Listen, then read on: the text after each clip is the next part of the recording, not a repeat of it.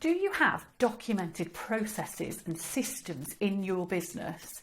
Or is everything you do bespoke, ad hoc, and created from scratch every single time you do it?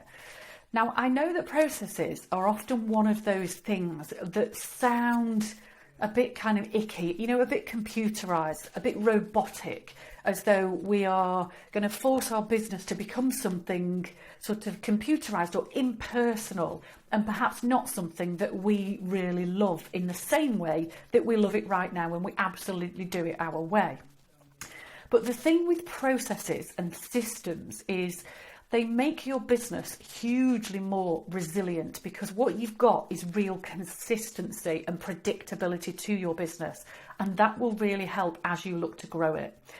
There is always a classic conversation about, actually at this point, I don't think I need systems, I don't really need processes, I think they're for bigger businesses than me.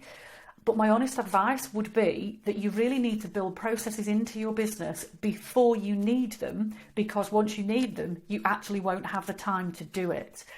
But what am I talking about in terms of processes? Is this just things that can be computerized? Is it just about things that can be turned into a system online or something like that? Well, no, it really isn't. For me, anything about your business can be turned into a process and therefore made much more efficient and much more consistent if it's something that you repeatedly do within your business.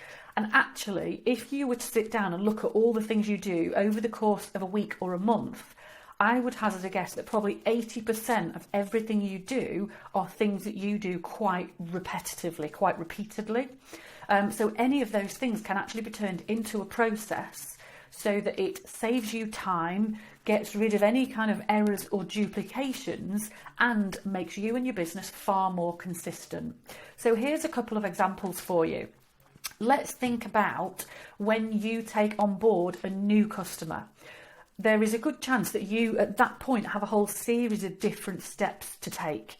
There might be terms and conditions to sign, contracts to send out, invoices to set up, customer to put onto your CRM system, getting them into your mobile phone, putting them onto your email list, connecting with them on social media, anything else, you know, all the things that you then have to do to set up that customer for you to be able to then deliver the service to them.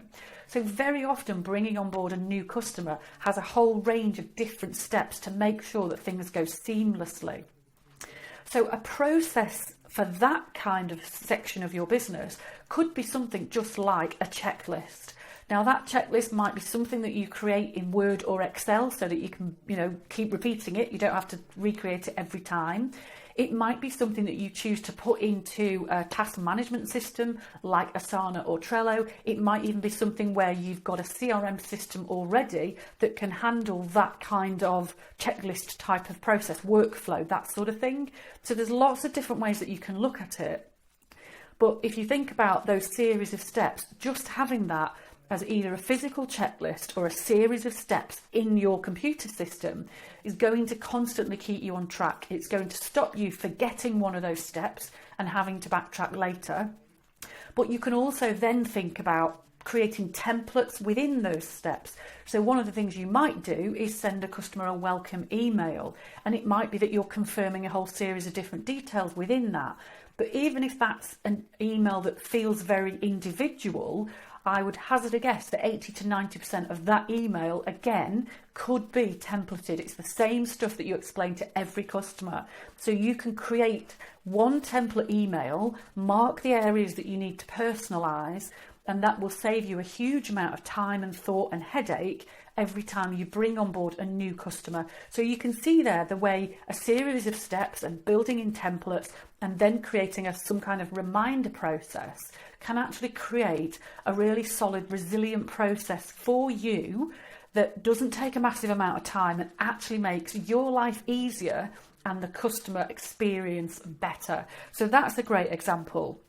Another example is one of my very first clients actually worked in catering, and he had 3 or 4 teams of caterers that would go out at the weekends, and then they'd come back and bring all their stuff back, bung it in the warehouse, and then the following weekend they'd be then sorting through all of this stuff to get the kit ready for each of the teams, and this used to cause absolute chaos. Well, in the end, all he actually did was created a set of shelves for every individual set of materials, and he put a photograph in each area on the shelves. So as soon as somebody came back, instead of just putting things in a pile, they knew exactly what went where on the shelves. It took them a few seconds longer than just dumping it on the floor, but instantly they had visibility that every single item was there, and if anything was then out of stock, immediately they could see that. So this saved them an enormous amount of time and helped them. They made sure then that they never actually went out to a venue without every single thing on their checklist. So processes don't have to be particularly complicated. They don't have to be done on a computer. You can just make these things a checklist. You can use photographs, you can use video, if it's a sort of video that talks you through a process. There's lots of different ways to do it, so you can keep it quite simple. But the other key things to think about is that processes in your business will make your entire business more resilient. It gives you real sort of credibility and oomph to the whole nature of your business. It's actually one of the factors that people look for if they're ever going to consider buying your business, because it says that there is just much more credibility to the whole business. You know, it's a proper business when you've got these processes in place. But what it also means is that you can potentially trust other people to start doing some of the things for you. So you're much more likely to be able to take holidays, take some breaks, take some time out, or take a step back a little bit and allow other people to take on some of the donkey work. So there are huge advantages to putting processes and systems into your business, and they don't have to be complicated or incredibly onerous. So I hope that's got you thinking and given you some interesting ideas on perhaps parts of your own business where you know you could get a little tighter, a bit slicker with your processes. I would love to hear back from you how this applies to you. Obviously, please feel free to like and to comment and to subscribe to the YouTube channel as well. That would be fabulous. And you're very welcome, of course, to share this video with anybody else who you think could benefit. Thank you.